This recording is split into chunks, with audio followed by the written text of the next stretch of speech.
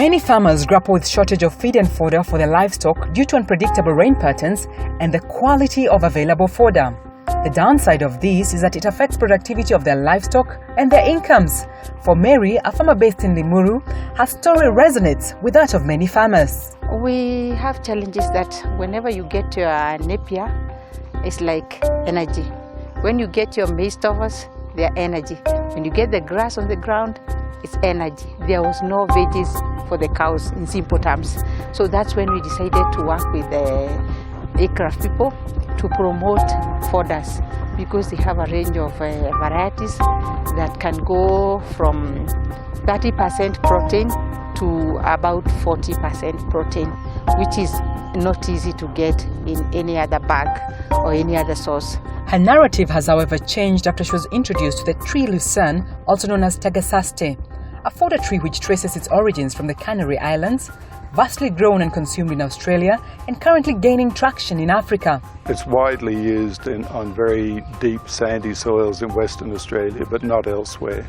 But we introduced it into Ethiopia in 1984, where we grew it from about 1,600 metres to 3,500 metres altitude, and it had very wide adoption by farmers.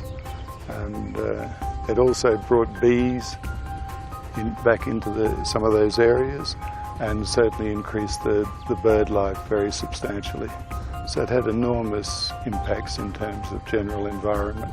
It has the same nutritional value as alfalfa, so it's very high in protein. It's a high quality animal feed with a high digestibility, total digestibility. It's very adaptable to different soil types and climates. pH is anywhere between 4 and 7. It's also very drought tolerant because it has a very deep taproot system. So it has access to groundwater, whereas other forage crops have quite a shallow root system. These features make the plant very adaptable in Kenya. Lucsom, a UK-based farm, is currently commercializing production of Tagasaste seedlings with the aim of providing better feeds and profitable opportunities to farmers. They have begun by establishing a nursery in Kenya and plan to expand to Somalia. The farmers would benefit from feeding their own livestock, and also they will have a commercial market for it, whether selling to us as a company or selling even within their own communities.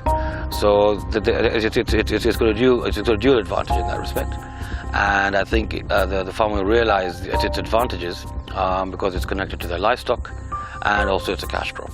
The attributes of the plant are well known. Farmers are struggling with nutrition for the livestock. In order to commercialize this through an outgrowing scheme, we would need to, of course, explain and educate those farmers on the advantages of Tagasaste and or other crops, by the way, and then teach them how to grow them, the seedlings into hardy plants, and teach them how to harvest them, and probably even help them to plan their dietary regimes for their animals. Lucsom plans to upscale the uptake of this nutrient-rich, affordable and resilient crop across the country. To do so, it needs support from investors and organizations working towards resilient agriculture.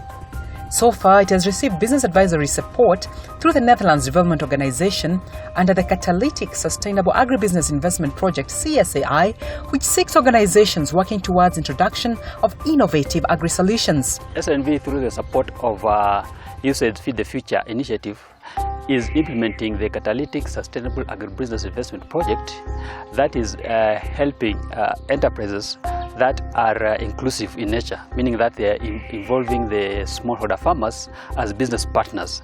And also those activities are helping the farmers to be more resilient and also mitigate against effects of climate change. How we support Lucsom is ensuring that we do business advisory to help them in terms of how they can then tap into more opportunities. But more importantly, these enterprises suffer from what we call the missing middle in terms of investments. They have reached a level where they are too big for the micro finance institutions, but also too small for the commercial finance institutions.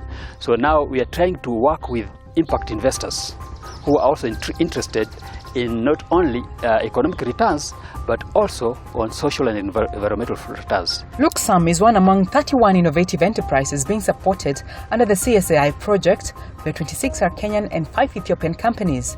So what's unique about Luxom's business model?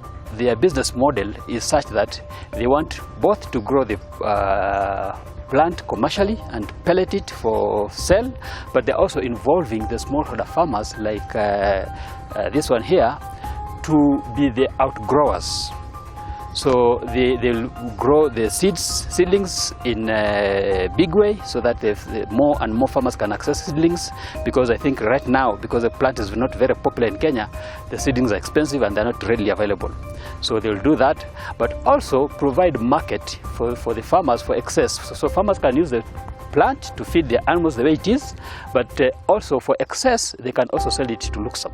So that way we think it is a very interesting innovation that is really including the farmers as business partners. But of course, if this plant can also grow in very poor regions like the northern parts and northeastern parts of Kenya, right now they are doing their nurseries in Laikipia, it means then we increase the tree cover in our country. So that also helps in terms of mitigation issues. As Lucsom sets the pace in upscaling the uptake of resilient crops, more investment and support is needed for such undertakings to make business and investment sense for farmers like Mary and other stakeholders along these value chains. Find out more about Lucsom by visiting their website.